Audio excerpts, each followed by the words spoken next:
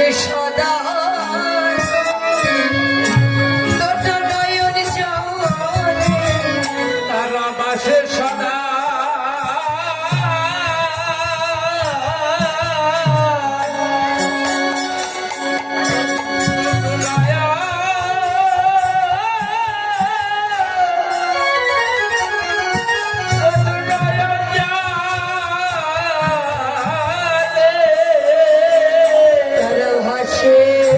সদা দুটো নয়ন জলে তারা যে বাসে সদা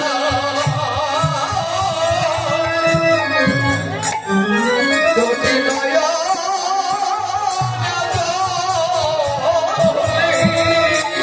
হরি হাগো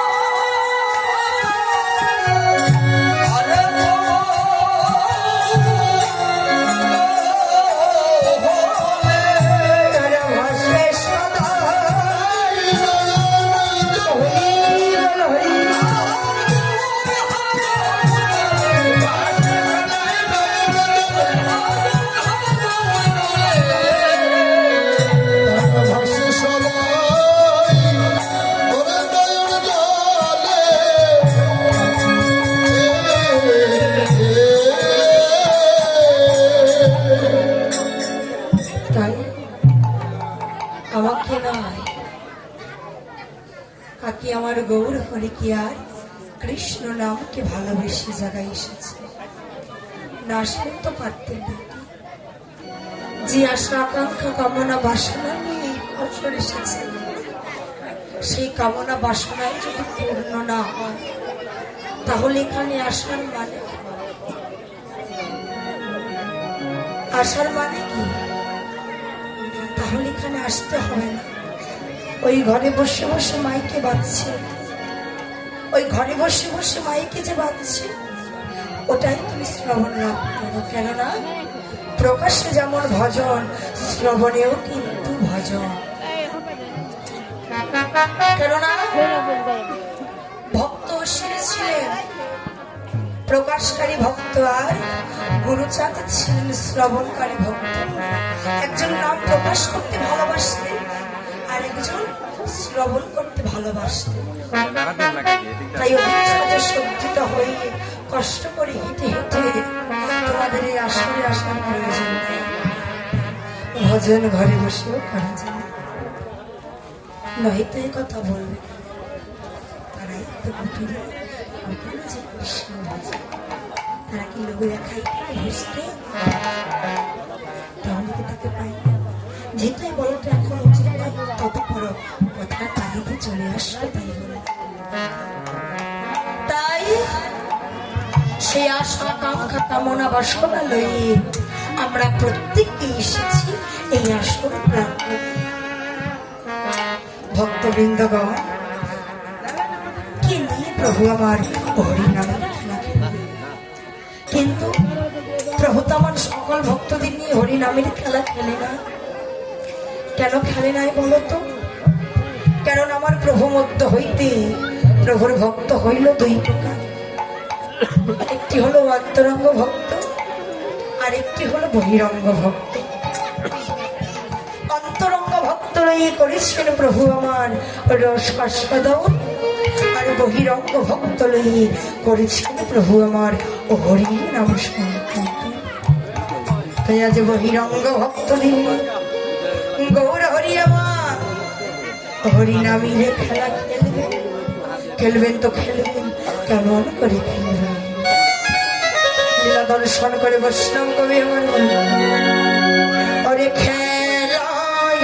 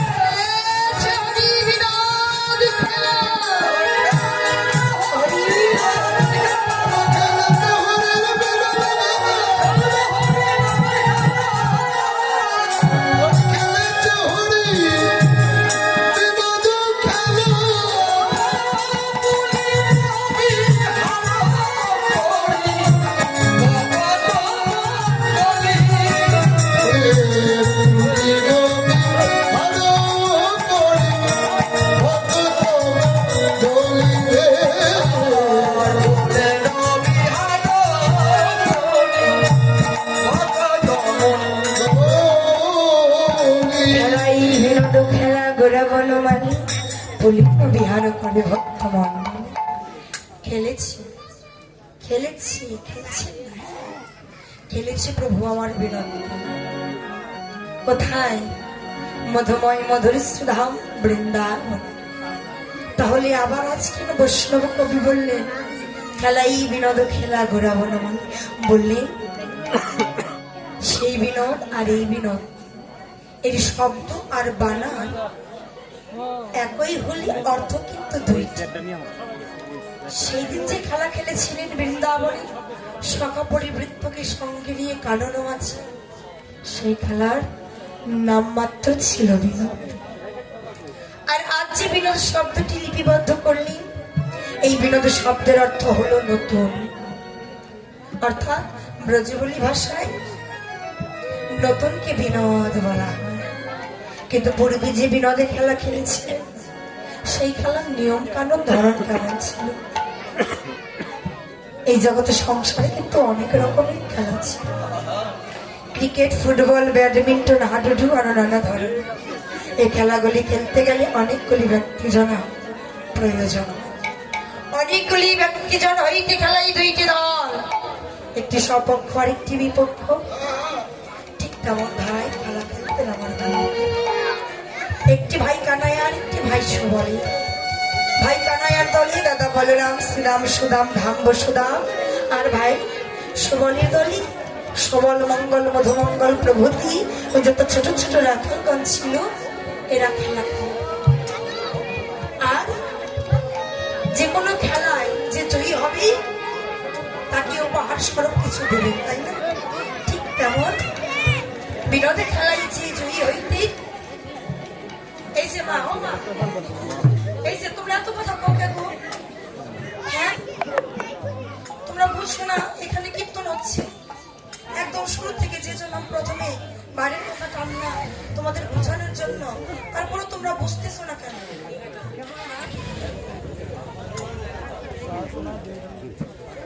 এই সামনে আসেন, আসেন বলতে সামনে আসেন, পিছনে বসে দেন, সামনে আসেন।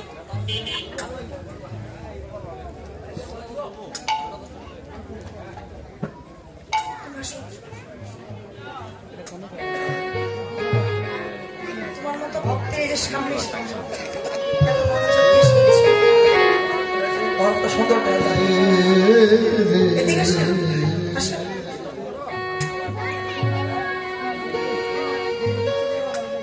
তুমি সামনে আসো, আসো, আসো তুমি, আমি বলেছি আসো, আসো, আসো, মনে আসো, এখানে আসো, বলো তুমি এখানে আসো। আমি আমার বোন দুইটা, হ্যাঁ, একটা নাম বৃষ্টি, একটা নাম দেয়াক্কা, আর আমার নিজের ভাই বসে, মানে আমার জ্যাঠাতো ভাই। ছোটবেলা থেকে, হ্যাঁ, যখন থেকে বুঝতে শিখেছে, আমার বৌদি আমাদের নিয়ে একদম সামনে বসায় কীর্তন শোনাইত। আমাদের পেছনে বসতে দিত না, পিছনে বসবি কেন, সামনে বস। কেন সামনে বসাইছে? বসাইছে দেখি তো আজ এখানে এসে দাঁড়াইছে না তো। আমার বৌদি যদি আমাদের নিয়ে সামনে না বসাইতো, তাহলে কিন্তু আমরা ওই পিছনেই থেকে যেতাম, এখানে দাঁড়ানোর সৌভাগ্য আর হতো না।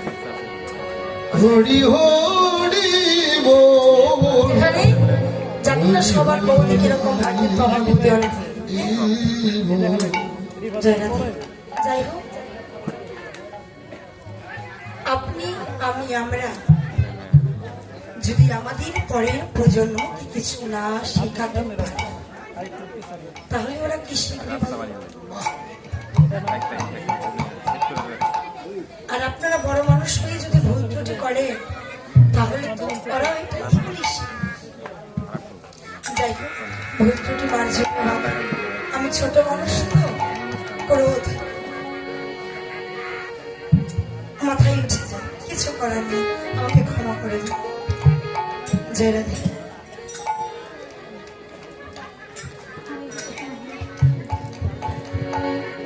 তাই খেলার পণ ছিল যে দল জয়ী হবেই, পরাজয়ী দল জয়ী দলকে কাঁধে বহন করে যমুনা তটে নীতির হইতে বংশী বটে তলায় নিয়ে যেতে। সমানভাবে খেলোয়াড় বন্টন করেছে কানন মাঝে গিয়ে। দুইটি দল বিনোদে খেলা খেলছে, এত সুন্দর খেলা এর আগে কোনোদিন খেলনায় খেলেছেন, কিন্তু আজ এত সুন্দর ভাবে খেলা খেলছে না। তো খেলায় কি হয়েছে?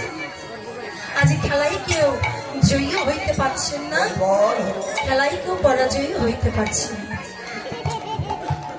আচ্ছা, খেলায় যদি জয়ী পরাজয়ী না থাকে, যে দল জয়ী হবে, যে দল পরাজয়ী হবে, ওদেরও ভালো লাগবে না, মানে কেউই জয়ী হইতে পারছেন না, যারা দর্শনার্থী ওরা বিরক্ত হয়ে যাচ্ছে, এদিকে খেলিতে খেলিতে পরিশ্রান্ত হয়ে পড়ছে।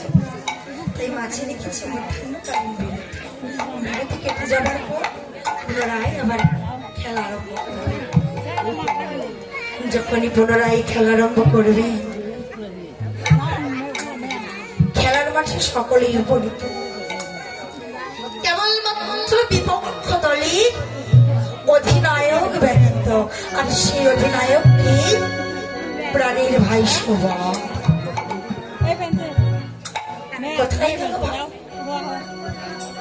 বেলি প্রায় অবসান হয়ে যাচ্ছে, খেলা সমাপ্ত দিয়ে ধেনুর পানে লক্ষ্য করি যার যার ঘরে তো ফিরতে হবে নাকি। এক এক করে সকলেই নিয়ে আসলে খুঁজি, এক এক করে সকলেই আসলেন আমার দাদা বলরাম আর ভাই কানায়ার নিকটে।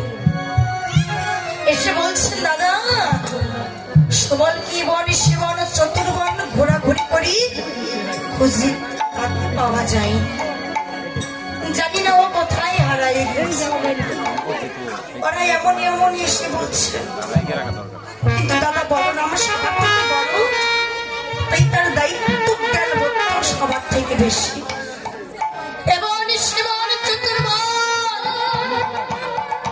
খোঁজাখুঁজি করেও তাকে খুঁজে পেলেন না। তাহলে এই নির্জন মানে ভাই আমার কোথায় একাকে চলে যাবে, আর তো আমার কোনো বিপদ আপদ হয়নি। আর চিন্তা চেতনা অন্যরকম, কেন সবার থেকে বড়। ভাই কানাইয়াকে মাঝে বসাই চতুর্পার্শ্বে সব রাখাতে দাঁড় করাই বলছি, যতক্ষণ পর্যন্ত আমি না ফিরে আসবো আমার ভাই কানাইয়াকে মাঝে ছাড়া করবি না, তোরাও যেন আমার ভাই কানাইয়াকে দেখে রাখাতে চলে যাবি না। দাদা আমার চিৎকার করে রাখছে,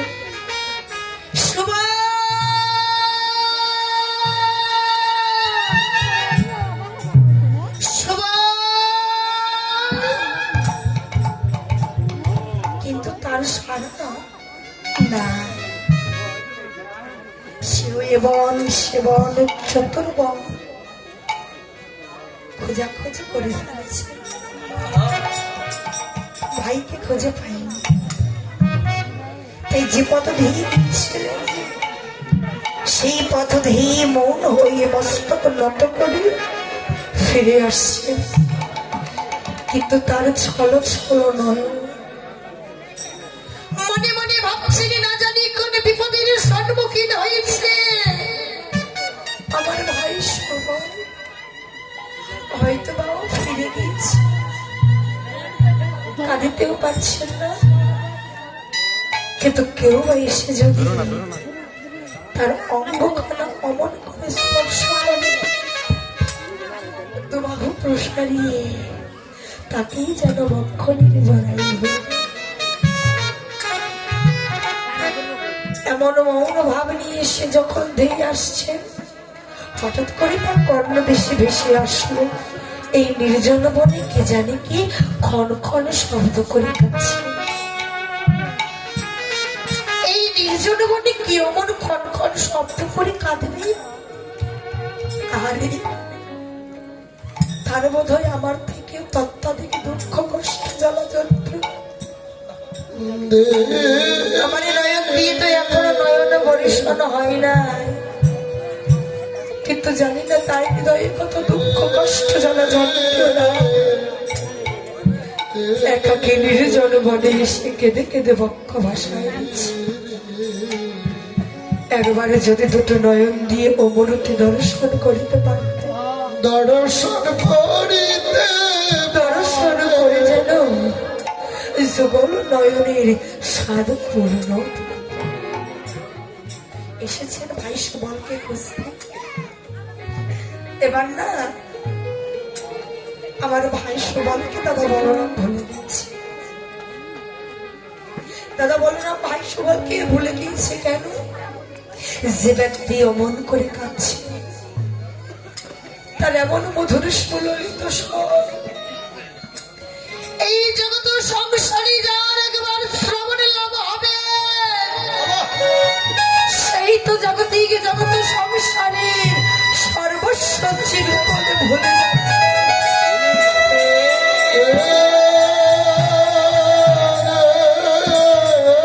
আমার আপনার আমাদের যদিও মূর্তি দর্শন হয়, অকান্নার শব্দ শ্রবণ লাভ হয়, আমি আপনি আমরাও চিরজনমের মতো এই জাগতিক জগৎ সংসারের সর্বস্ব হয়ে যায়। হঠাৎ করে দেখলে তাহার সম্মুখে একটি বৃক্ষ, ছায়া তলে বসে অধিক পানে মুখ ঘোরাই একটি ছোট্ট বালক আছে।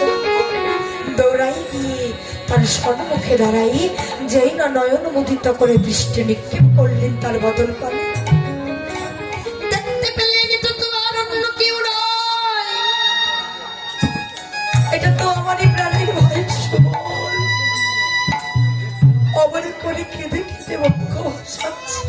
ও ভাই সুবল, দৌড়াই অগ্রসরী ভাইকে বক্ষ নিয়ে জড়াই ধরলে। প্রাণের সুবল, বল ভাই তোর কি হয়েছে, কেন তুই অমন করে কাঁদছিস? দেখা তোর সর্বয়ঙ্গ, তুই কি খেলা খেলিতে গিয়ে সর্বয়ঙ্গে কোথাও ব্যথা পেয়েছিস নাকি? তো কি কোনো রাখালে কোনো কটু কথা বলেছে?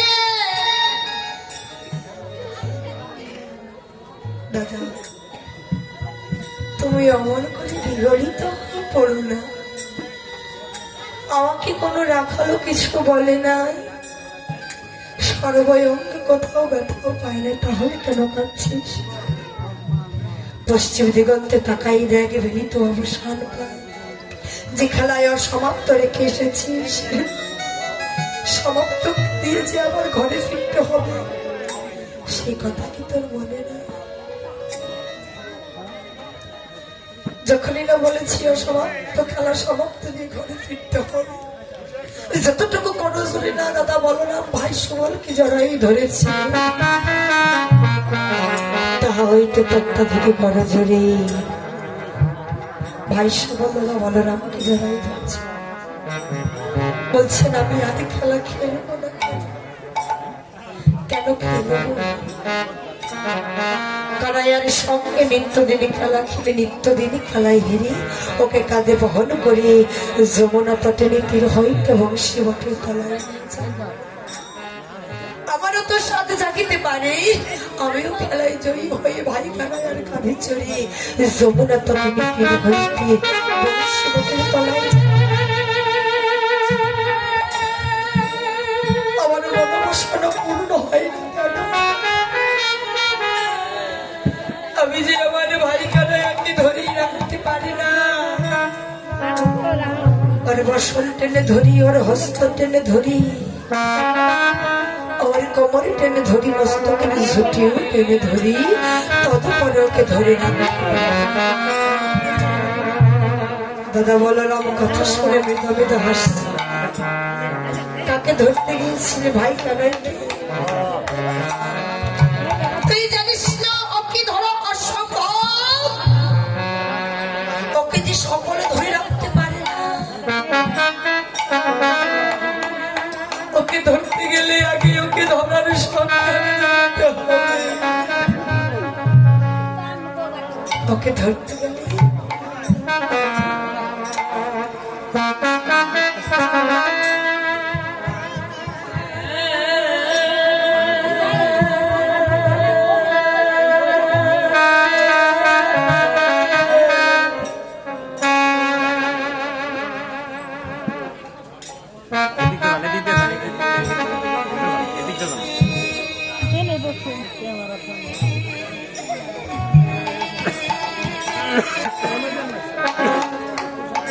দয়া করে বলো দাদা ওকে ধরার সন্ধান। তুমি নিশ্চয়ই জানো। বললেন ভাইয়ের নিকটে যখন যাবে ওর সর্বঙ্গ দর্শন করবি না। দর্শন যদি করতে হয় ওর শ্রীরাতুল যুগল চরণ দর্শন করবে। আর ও শ্রী শ্রী ধনয় গদ গদ কণ্ঠে বদনে হা কৃষ্ণ গোবিন্দ বলিতে দেহ মন প্রাণ জীবন যৌবন সর্বস্ব ওই শ্রী চরণে অর্পণ করি আর রাতুল যুগল চরণ খানি বক্ষলে জড়াই ধরি যদি ধরিতে পারিস দেখবি তোকে না ধরাবো থাকতে পারবে এ কথা শুনে আর বিলম্ব করে নাই দাদাকে রেখে দৌড়াই গিয়েছে কানাই কানাই কানাই আজ তো তোকে ধরার সন্ধানে জেনে এসেছি ভাই আজ তো তোকে ধরা দিতেই হবে নিকটে আসিতে না আসিতে দেহ মন প্রাণে জীবন যৌবনে সর্বস্ব চরণে অর্পণ করে অশ্রুস্নিগ্ধ নয়নে বদনে হা কৃষ্ণ গোবিন্দ বলিতে বলিতে অগ্রসরী ভাই কানাইয়ার শ্রী অতুল যুগল চরণ খানি নিজ বক্ষনি জড়াই ধরেছে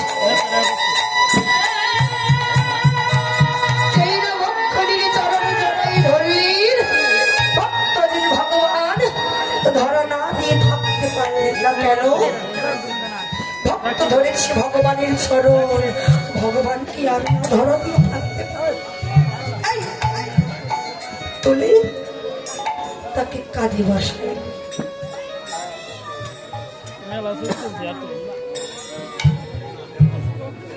ভক্তকে আমার ভগবান বলছি ভক্ত থেকে ভেবেছিস আজ তুই খেলায় জয়ী হয়েছি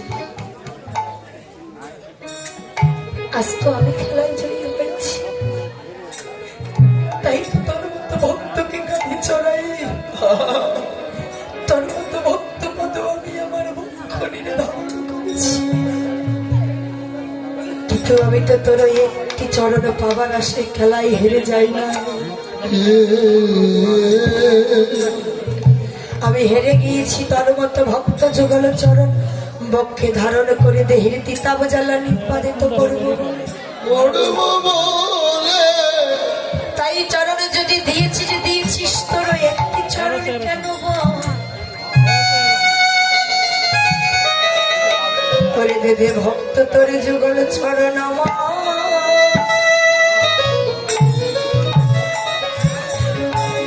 আমার বক্ষে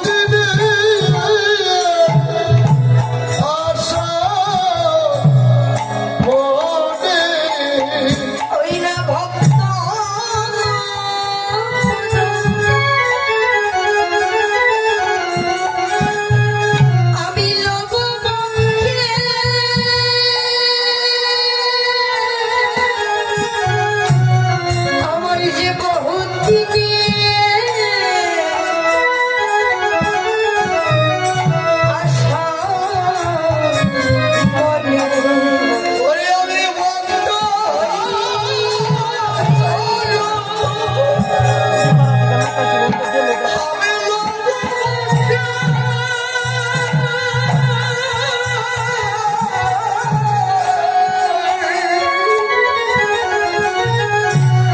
আমাকে মোহবিনা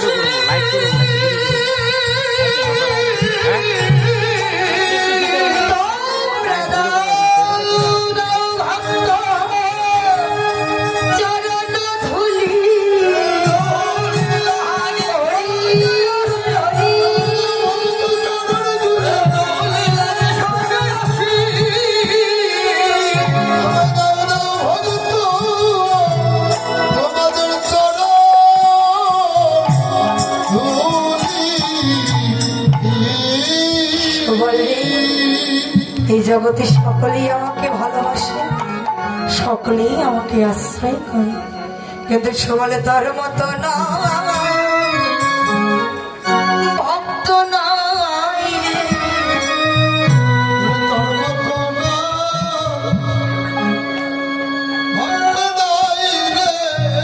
সবলে তার মতো না আর ভক্ত নাই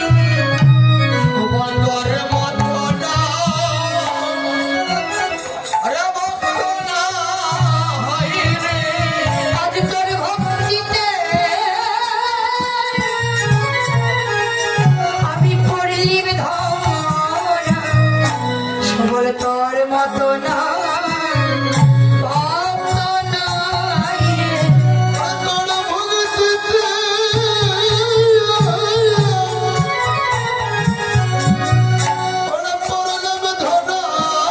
সবলে তোর মতো না ভক্ত নাই রে।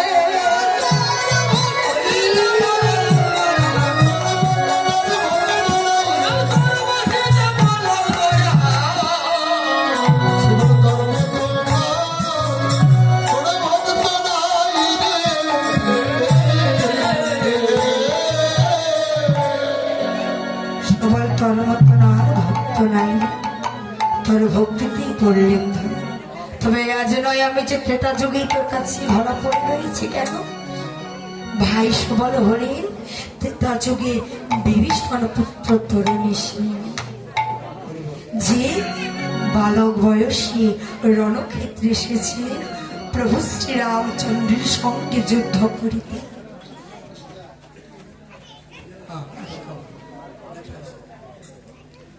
জয় রাধে।